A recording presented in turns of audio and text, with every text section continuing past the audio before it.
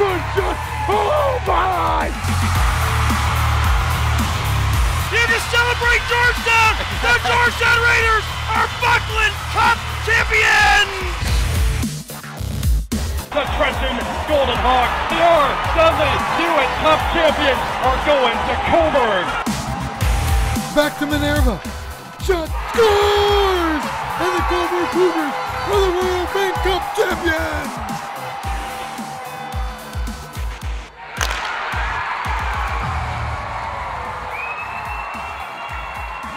People were expecting fireworks when Aurora and Markham met up last Friday, and they got them.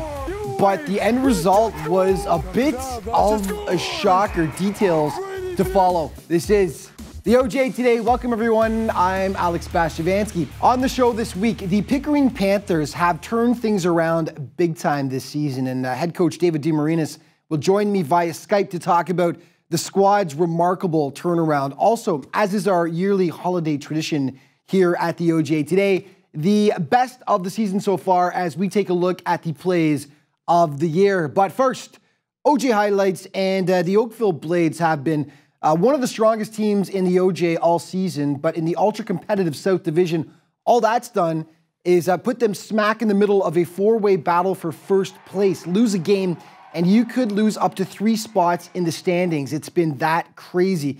Friday, they had a chance to add 2 essential points as they hosted Orangeville. OJ Highlights now brought to you by Cool Sports, official apparel provider to the OJHL. Orangeville jumped out to a 1-0 lead just 9 seconds in. Oakville trailing 1-0 on the power play. Peyton Reeves, the tip.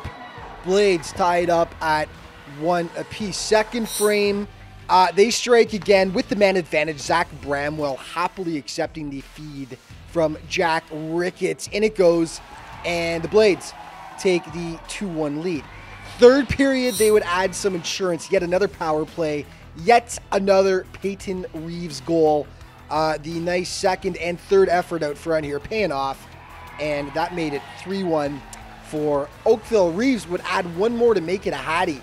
And the Blades hold off Orangeville for the 4-1 win. Okay, the much improved Pickering Panthers in Newmarket. They take on the Canes. Cats draw first blood. Joseph Franzen with the seeing eye shot from the point.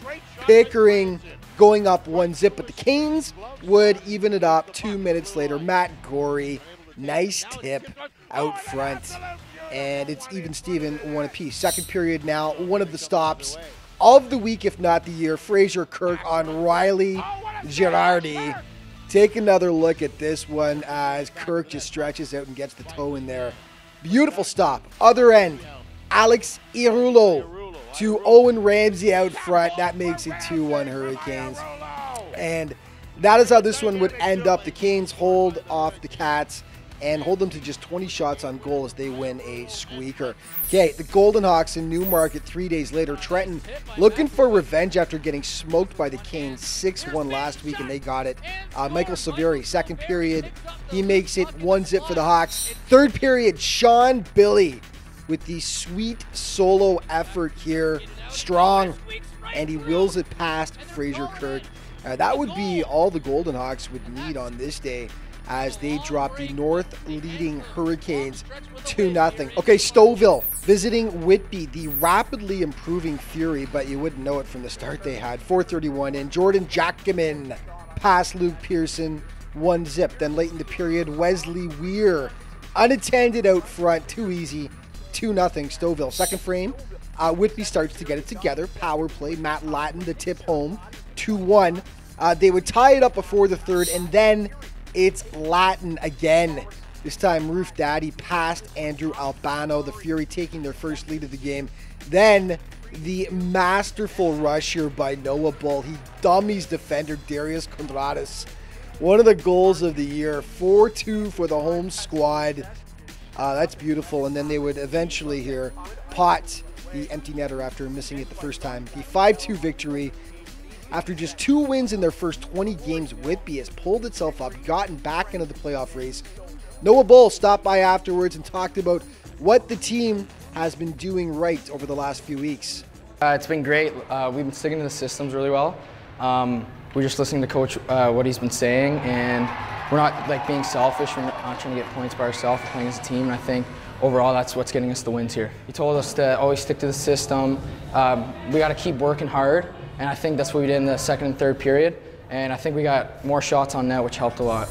Okay, one more before the break. Oakville taking on the junior Canadians. JRC's strike first. Eric Ciccolini playing the members bounce off the glass. And it's 1-0 Toronto. Blades would tie it up, though, off the draw. Callum Jones, quick shot, surprising the keeper, and it's a 1-1 hockey game. Second period, though, all JRC's. Jake Joffe from the point just finds its way through. 2-1, Les Canadiens. And then it's Joffe off the rush here, causing all kinds of problems once again. Just fires it on goal. David Sherman, the Shermanator, there to clean up the mess. And that made it 3-1 Toronto. Jack McBain would add an empty netter in the third period to make it a 4-1 final for the junior Habs, who remain right in the thick of that four-way race for first in the South. Okay, OJ alumni update. Alex Fermenton, the former Aurora Tiger from 2015-16, made the final cut for Canada's national junior team. Way to go, Alex. The event, of course, kicking off in Buffalo on Boxing Day. And Fermenton, of course, a second-round pick of the Ottawa Senators last year. OJ Trivia, who won the 2017 World Junior A Challenge, which was just recently held in Truro, Nova Scotia. First correct email to rmorocco at the OJHL.ca wins prize pack.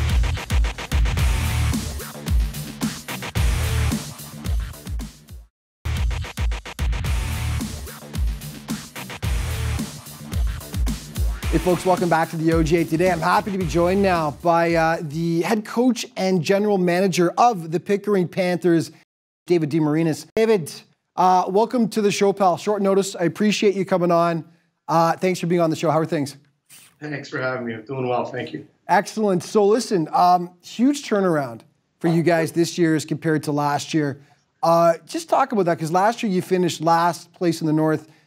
This year you guys have really turned it around. Just talk about the struggles you guys had last year and how that led into this year and how much things have improved. Yeah, last year was it was a difficult year. We knew it was going to be year one of our rebuild. We understood there was going to be some turbulence throughout the year, but you know what? I'm really proud of that group last year, just because we kept it together. And you know, it's a long, grueling season, and I've told a lot of people this. I don't think I've had a coach as much as I did last year ever in my coaching career. And you know, it was a good group. They worked hard. But from ownership down, we knew where we wanted to be this year and wanted to take a major step. And we believe we laid a foundation for this year. I think that honestly started last year, and we played some really tight hockey games. And, you know, it's turned into some positive results this year. So we have 4 guys from our team last year that are back with us this year, and they're big key contributors with our squad. You're hovering around that 500 mark right now. You got a bit of work to do if you want to catch the top 3 in the division. But you know, strong performance so far. What's been working for you guys? Like, if you were to look at the strengths of the team up and down the lineup, what's really been working for you guys? It's helped spur the turnaround. I think we're quick. We want to play quick. We kind of want to swarm the teams that we play against. I think we got good depth as well. That's really helped us keep positive momentum throughout games and throw wave after wave at teams. And you know, we got balanced scoring. I think we got 60 that are under the age of 19, and again, you got 12 forwards up front that can play different roles for us. You know, and every night seems like to be someone different that's the hero or making the big play at the right time. And you know, I think our depth is probably one of our biggest strengths of our squad this year. You talk about the depth, the balanced scoring, and I think I counted about 6 guys who are roughly around that point per game level for you guys. Mm-hmm. And that's obviously essential for you guys going forward, isn't it? You may not have the one superstar player right now, but you really have that scoring balance, don't you? Yeah, it's every night, honestly, we have 4 lines that can play fast, that can score, that can play a heavy game that we like, and we got a lot of skill set on all of our lines. It's actually balanced. I think every guy throughout the course of the year has been on our power play or been on our top line, and it's a testament to our group because it takes a lot to win in this league. It's a long year, so you're going to need everyone to basically step up during periods of times during the course of the year, and we have had that this year. We're not going to have time to get to every player. Let's start with Josh Archer, though, a huge pickup for you guys in the offseason from Stouffville. He's your captain this year, and your leading scorer, kind of in and out amongst the top 2 there, but he's your leading scorer right now. Talk about Josh and what he's brought for you guys. Yeah, no, Josh has been... Josh is such a good kid. He's so respectful. He's very mature, and I coached him when he was 17 in this league when I was in Stouffville, and he got traded halfway through the year from Coburg, and I remember I was ecstatic because I watched him play minor hockey in Whitby, and it was a guy that we wanted to target this offseason, and we knew we needed a leader. We knew we needed a bona fide number 1 centerman to carry the load and show our young guys the right way to play, and he's done that every day. Again, he's so good with the young kids. He's so respectful around the rink. People look upon him to lead the way, and he's done that for us. He scored a lot of big goals so far, and he's having a really good year. And a lot of people don't realize he's I think almost top 25 in scoring, and he's producing very well. And he plays every situation: power play, penalty kill, 5-on-5, key faceoffs in our own zone. And we're glad to have him. He's been a big part of our turnaround, and I want to give credit to where credit's due, and he's been really good. Give me about 30 seconds on this guy because we got about 2 minutes left here. But a huge pickup for you guys during the season about a month ago, Brock Trail from Lindsay. Talk about Brock and what he's brought. Another kid I had in Stouffville when he was younger, first year in the league. Dynamic. You can score from any angle on the ice. He makes his teammates better. Patient with the puck. His best quality is his patience and his scoring ability. In tight, he's dynamite. He can pick corners, and he's easy to play with. And I think every guy on our team likes playing with him because he just makes everyone better.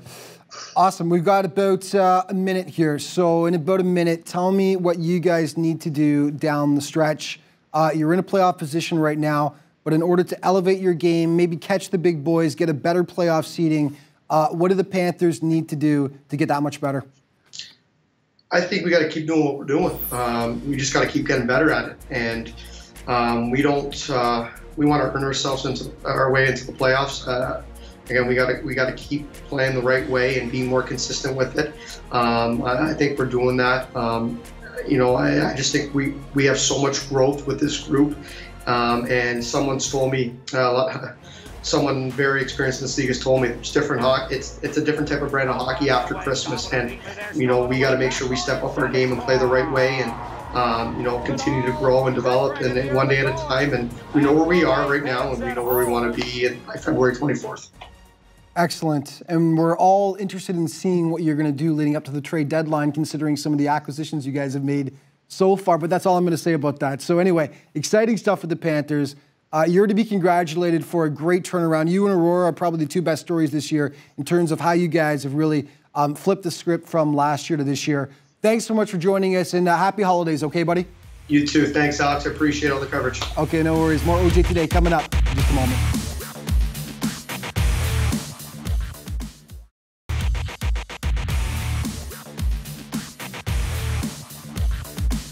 Hey folks, welcome back to the OJ Today. Well, Markham and Aurora have had a pretty fierce battle going on all year in the North Division. Now, at times, both squads have held first place, and the 2 York Region rivals met up last week in what was a highly anticipated matchup. But when fans checked the scoreboard the next day, many ended up doing a double take, wondering if perhaps there'd been a misprint. An absolutely crazy game with a result nobody saw coming. All Tigers, first frame, tic-tac-toe.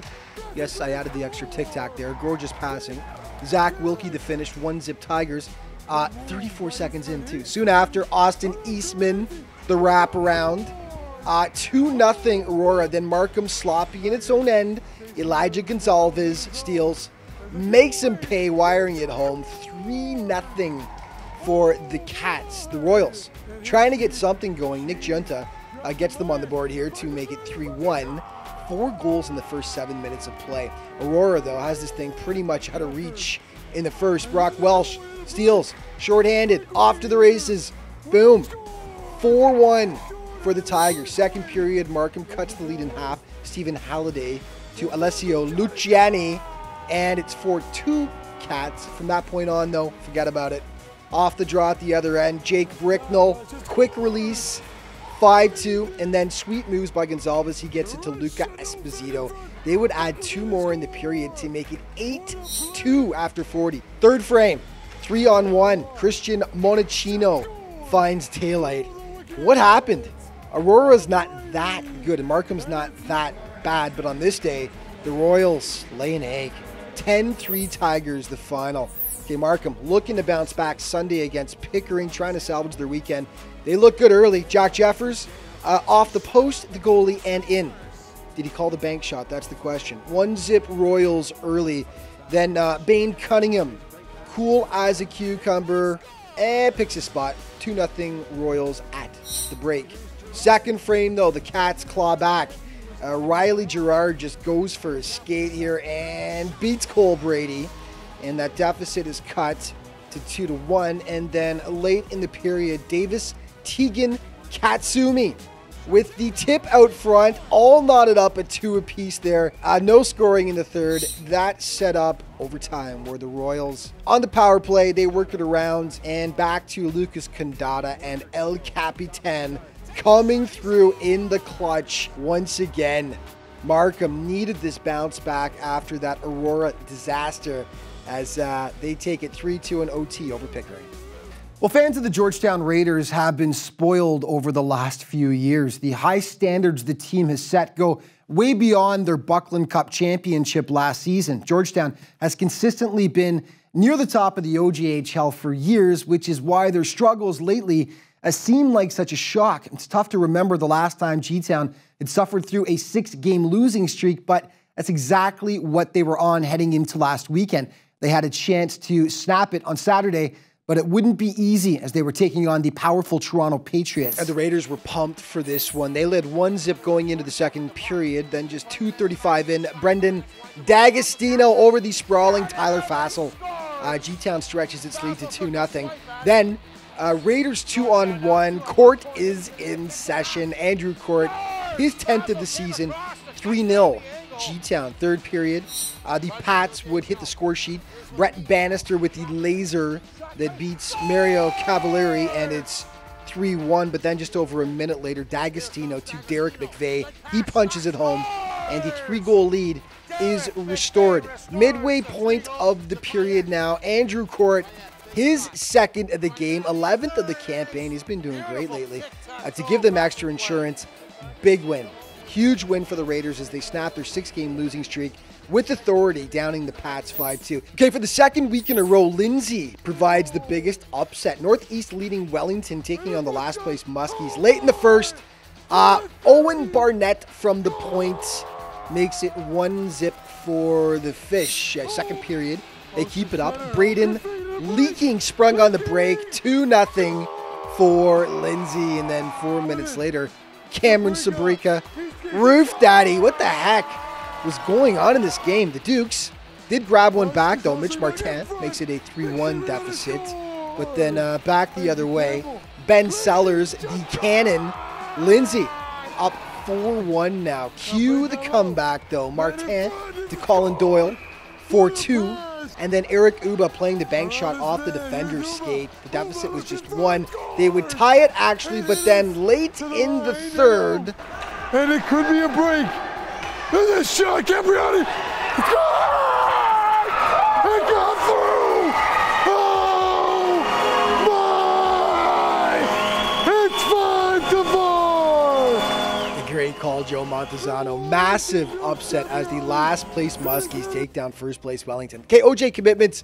One to tell you about this week. Costa Manikis, the great youngster for the Stouffville Spirit, commits to Clarkson. I'll tell you, the OJ becoming a real pipeline for Clarkson lately for 2021. Congratulations. Also, For the CJHL Prospects game, 12 OJ players named: Jet Alexander, Christian Purbu, Peter Mazika, Mason Snell, Matthew Kellenberger of the Blades, and Dustin McFall of Pickering. Also, Harrison Rees of North York, Jack McBain, the projected first-round NHL pick. All eyes will be on him. Jesse Tucker, Riley McCutcheon, Matt Hyami of the Blades, and Cole Edwards from the Kingston Vs. And, of course, it'll all take place in Mississauga, January 23rd, 2018, at the gorgeous Port Credit Arena. The Mississauga Chargers hosting the event, and the game will feature the top 40 NHL-eligible prospects from across the 10-team Canadian Junior Hockey League. Teams will be split into East and West. In the last 2 NHL drafts alone, there have been 4 first-rounders taken directly from the CJHL, so it's a chance to see future stars in action. Head to ojhl.ca for all the information.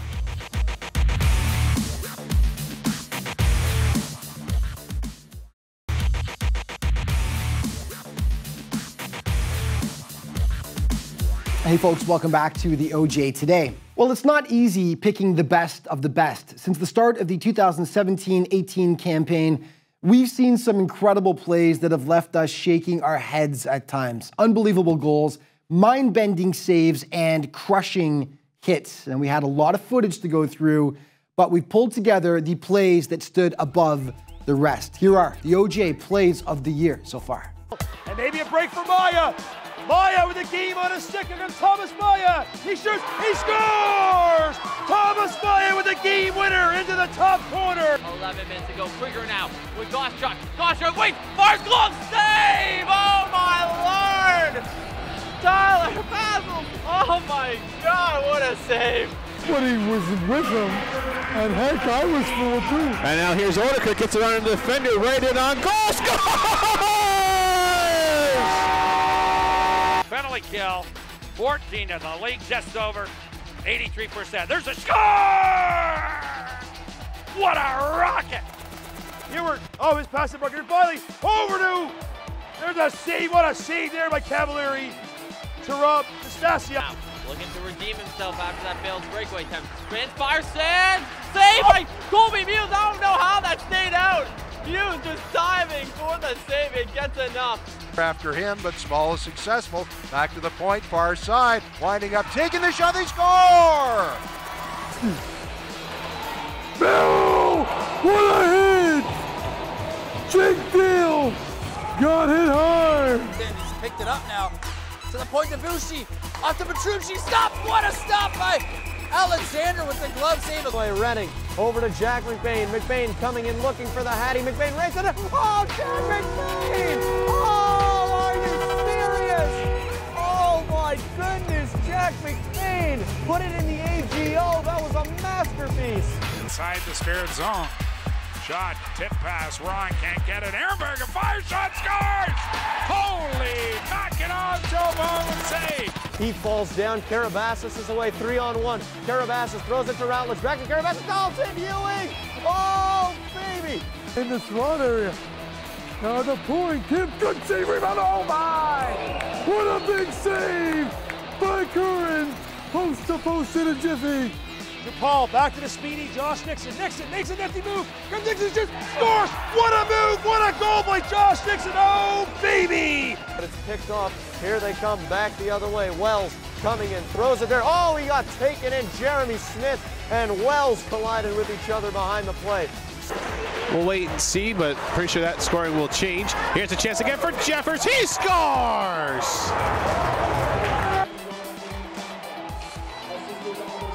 So make it 10 goals as Spagnuolo scores!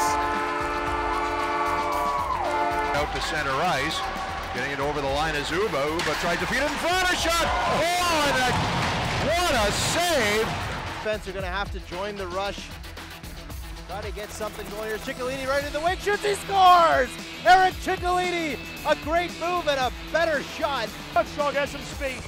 He's racing down the wing. Gutschog over to Gregory shoots. Oh, what a glove save by Mario Cavalieri. Super Mario comes up big again for Georgetown. Oh, baby. And now it comes the other way. Here comes Martin, and he got held in. And stepping up at the blue line.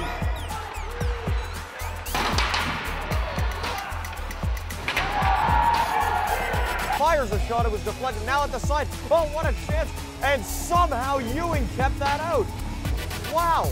Get 2-on-1, Davis, got Romano. Romano shot, oh my! What a save right there by Pearson. Maillet, he winds, fires, that's blocked. And a chance now for Manicus. Manicus over the line, trying to cut in front, he scores!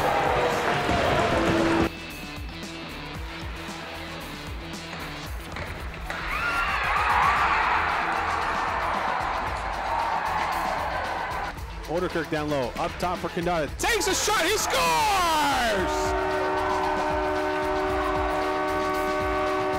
Lost control of the puck, and here comes LeBlanc in. LeBlanc shot, scores!